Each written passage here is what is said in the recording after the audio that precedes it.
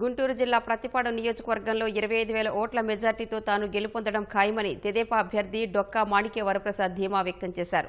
ప్రతిపాడు నియోజకవర్గ టికెట్ ఖరారైన తర్వాత నియోజకవర్గానికి తొలిసారి వచ్చిన ఆయన సిబిఎన్ ఆర్మీ ఆధ్వర్యంలో ఏర్పాటు చేసిన 2K విజయ సంకల్ప యాత్రలో పాల్గొన్నారు.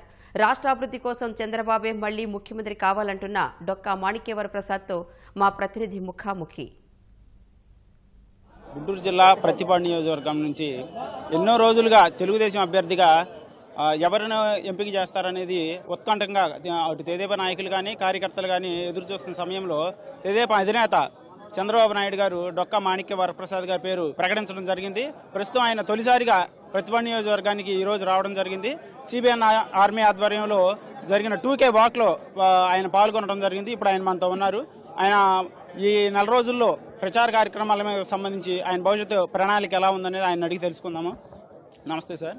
ప్రతిపాడు నియోజకవర్గం ప్రతిసారి కూడా తెలుగుదేశం అభ్యర్థి మారుతూ ఉన్నారు. ఈసారి త్రికోణం కూడా ఉంది ఇక్కడ అనేది గతంలో ఉన్న రావిలి కిషోర్ బాబు గారు కూడా ఇక్కడే పోటీ చేస్తున్నారు. ప్లస్ వైసీపీ నుంచి సుచరిత చేస్తున్నారు, తెలుగుదేశం నుంచి మీరు చేస్తున్నారు. ఎలా ఉండబోతుంది ఇప్పుడు? ప్రతిపాడు నియోజకవర్గం అనేది తెలుగుదేశం పార్టీ కంచుకోట.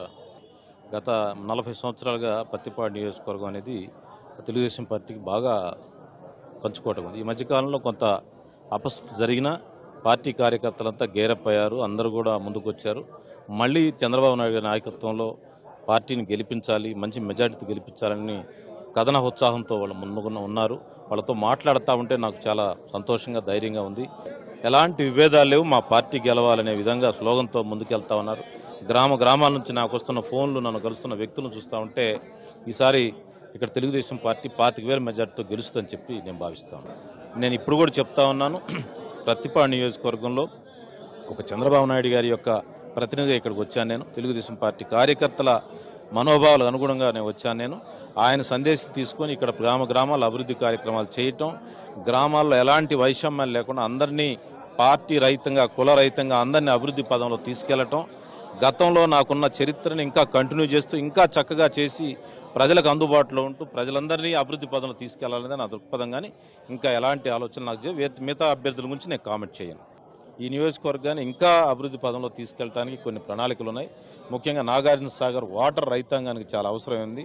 ఇప్పుడు పట్టిసీమ నుంచి వాటర్ వస్తూ ఉంది కృష్ణాకి. ఆ కృష్ణా వాటర్ని ఇటు పెన్నాకి తరలించేప్పుడు ఈ ప్రాంతానికి వాటర్ తీసుకొని ఈ ప్రాంత యొక్క రైతుల యొక్క భూములన్నిటికీ కూడా నీళ్లు వచ్చే విధంగా, ఈ ప్రాంతంలో వ్యవసాయ పరంగా బాగా అభివృద్ధి చెందే విధంగా ప్రత్యేక ప్రణాళిక నేను చేస్తాను. నేను దాన్ని ఒప్పిస్తాను భవిష్యత్తులో. దానికి ఈ ప్రాంత రైతాంగాన్ని ఆదుకోవడానికి ప్రత్యేక ప్రణాళిక తీసుకుంటాము.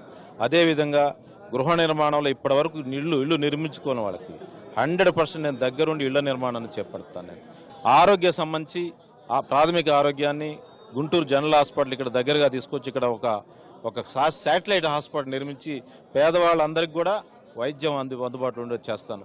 నేను విద్యాశాఖ మంత్రిగా చేసిన అనుభవం ఉంది, రూరల్ డెవలప్మెంట్ చేసిన అనుభవం ఉంది. గ్రామాల అభివృద్ధి, విద్యా అభివృద్ధి ఎలా చేయాలో కూడా ప్రత్యేకంగా ఒక మోడల్ నియోజకవర్గంగా ఈ రాష్ట్రంలో ఏ నియోజకవర్గం కూడా ఇక్కడికి వచ్చి చూసే విధంగా దీన్ని ఒక మోడల్గా ప్రభుత్వం డిక్లేర్ చేసేట్టు, చంద్రబాబు నాయుడు గారు డిక్లేర్ చేసి తయారు చేస్తాను.